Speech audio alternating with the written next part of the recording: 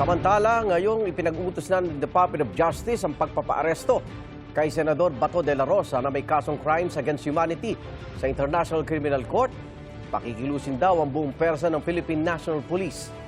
Kinwestiyon naman ng mga abogado ni de la Rosa ang pagpapaaresto sa senador. May unang balita si Darlene Kai. Senator Bato is a fugitive from justice. And he should be brought to the ICC to face the charges before him. Ipinaaresto na ng Department of Justice sa mga alagad ng batas si Senador Ronald Bato de la Rosa. Kasunod yan ang desisyon ng Korte Suprema na ibasura ang hiling niyang temporary restraining order at status quo ante order para pigilan ang pag-aresto sa kanya. I would like to confirm, one, the Philippine law enforcement agencies, which would include the PNP, the National Bureau of Investigation, are now tasked to effect the arrest of Senator Bato de la Rosa.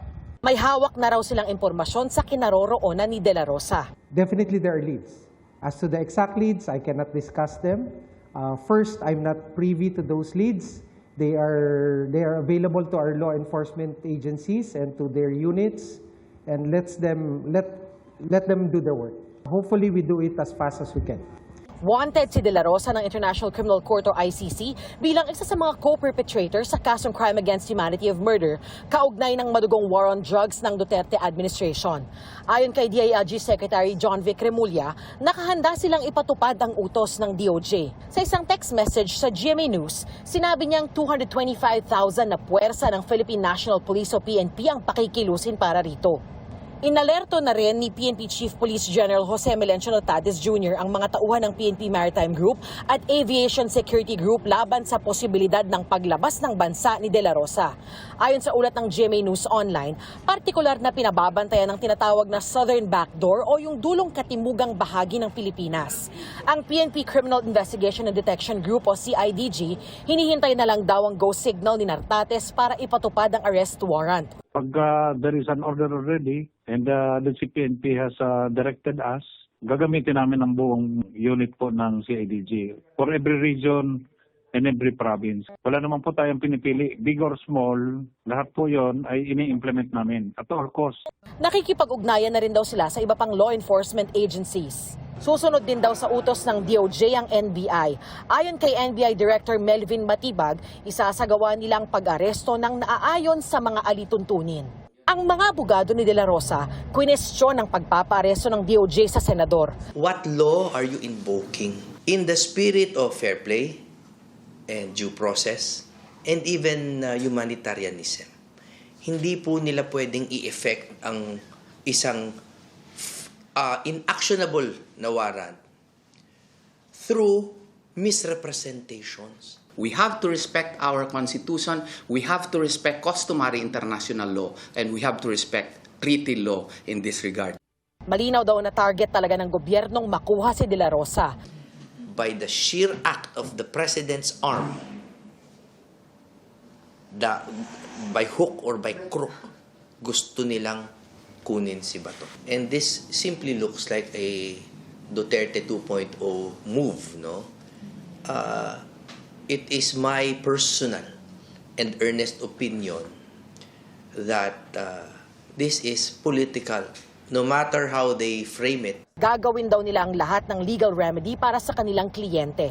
Kasabay nito ang pag-iit nila na hindi tinatakbuhan ni de la Rosa ang mga pananagutan kung meron man, basta na ayon sa konstitusyon. Proper cases can be filed in our country because we have a healthy prosecutorial system, we have a healthy judiciary. Ngayong itinuturing na ng pamahalaan na pugante si Senator Bato de la Rosa ay nagbabala ang Justice Department sa mga tutulong na makapagtago o makatakas siya. Nangihingi rin sila ng kooperasyon sa mga may impormasyon kung nasaan ngayon si de la Rosa. Ang sa akin din pong pakiusap, those who might be aiding or abetting or helping Senator Bato evade the law, there are consequences. Alam natin na sa panuntunan ng rule of law may pananagutan. Kung nagtago, hindi lamang po sa mata ng batas ng Pilipinas, pati rin po sa batas ng ICC. Nakaalerto pa rin daw ang Bureau of Immigration sakaling magtangkang lumabas ng bansa si De La Rosa. Pero sa ngayon, wala pa raw nakitang record ng Bureau of Immigration na umalis na siya sa Pilipinas. As far as I know, there is an application for an Interpol Red Notice. Of course, I mean, that is a remedy available to us. Para sa mga kaanak ng mga biktima, ayon sa kanilang abogado, ang pagbasura ng Korte Suprema sa hiling na TRO ni De La Rosa ay nangangahulugan na wala ng legal na hadlang para ipatupad ang arrest warrant. Hindi po dapat naiiba si Senator Bato. Kahit po siya po ay isang sitting senador, wala pong pagkakaiba kasi ang mga senador natin, hindi naman po sila nakakataas sa batas. Kung paano po ito pinatupad ng executive sa kay former President Rodrigo Duterte, ay sana patas din po ang pagpapatupad sa kay Senator Bato de la Rosa. Ayon na rin po ito sa ating batas sa RA 9851. Sakaling maaresto si De La Rosa, maaari na ba siyang ipadala sa dahig? Tingin ng 1987 Constitution framer at retired Supreme Court Associate Justice. Palagay ko pwede siyang arestuhin dahil wala nang restraining order. Pero whether or not Yun nga. ipadala na kaagad, depende sa interpretasyon ng batas.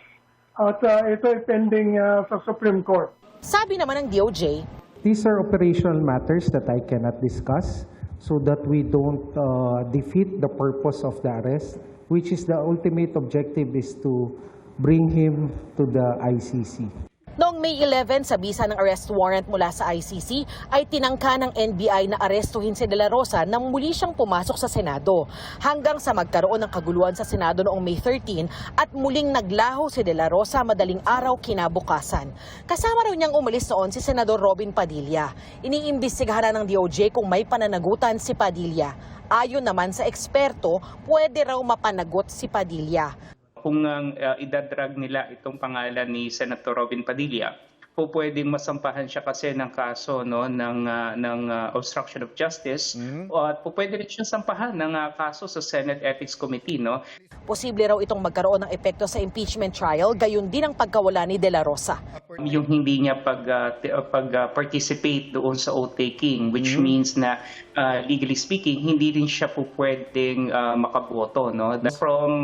From 23, right now we'll have only 22.